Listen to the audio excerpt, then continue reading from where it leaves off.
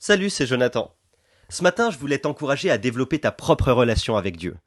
Alors, si t'es né au milieu d'une famille chrétienne, c'est que t'as toujours connu l'Église. Tout petit, t'as évolué dans un cercle évangélique, et peut-être que, bien, t'es trop habitué à tout ça, t'es trop habitué à entendre parler de Dieu, et du coup, tout devient normal.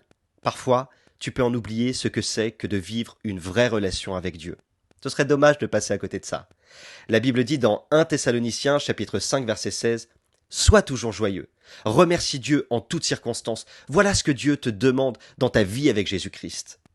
Tu sais, il y a quelque chose d'extraordinaire. C'est quand tu commences à découvrir que parler avec Dieu peut absolument tout changer. De grands psychologues aujourd'hui reconnaissent les bienfaits de la prière. Prier, eh bien, ça permet de découvrir la paix. Ça permet de vivre une joie visible, presque palpable. De vivre dans un état de confiance. Confiance en toi, confiance en Dieu. D'ailleurs, quand tu pries, tu comprends que tu as de la valeur parce que tu réalises que tu es fils ou fille du roi des rois. Quand tu pries, tu deviens plus sensible, sensible aux autres. Et t'arrives à les comprendre. Et donc, t'arrives à avoir des meilleures relations, plus stables et plus durables. Bref, ce que je voulais te dire ce matin, c'est que la prière, c'est juste extraordinaire.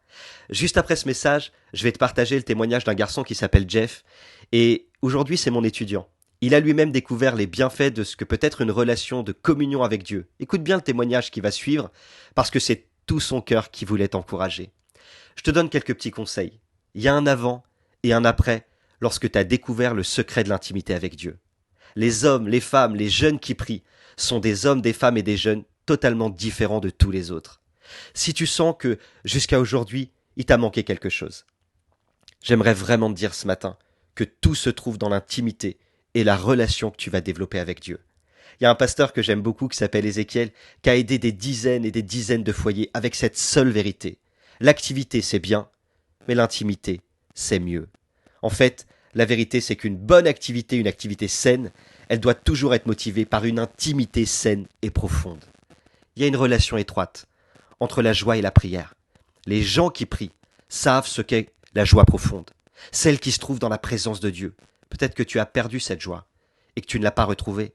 N'oublie pas que ton intimité, la relation que tu développes avec Dieu dans la prière, ça va être la joie de ton quotidien.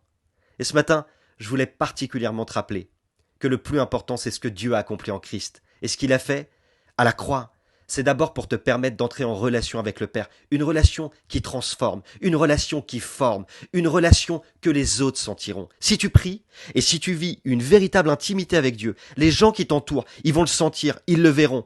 Et tu sais quoi? Ils voudront faire la même chose que toi. Une vie de prière peut tout changer. Absolument tout.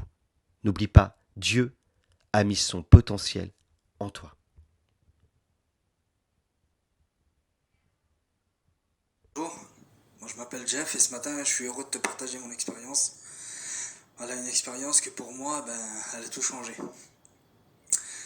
Moi j'ai grandi dans les choses de Dieu. Toute ma vie j'ai connu les choses de Dieu et puis toute ma vie j'ai voulu être impliqué. Voilà, impliqué dans mon église, à placer une chaise, à nettoyer mon église, que ça soit en mission aussi.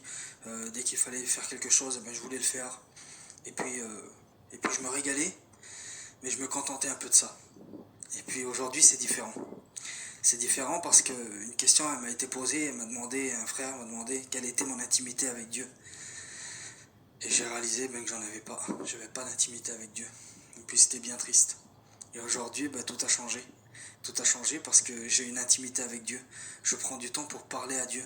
Alors je lui expose mes problèmes, mes soucis, mais aussi mes remerciements et mes louanges. Et puis ça a béni ma vie, ça a béni mon foyer. Et aujourd'hui, je suis un homme béni, je suis un homme comblé, comblé de la présence de Dieu. Donc voilà, que Dieu te bénisse à travers peut-être ce petit message, voilà, cette petite expérience. Que le Seigneur te bénisse et puis je t'encourage à prier le Seigneur.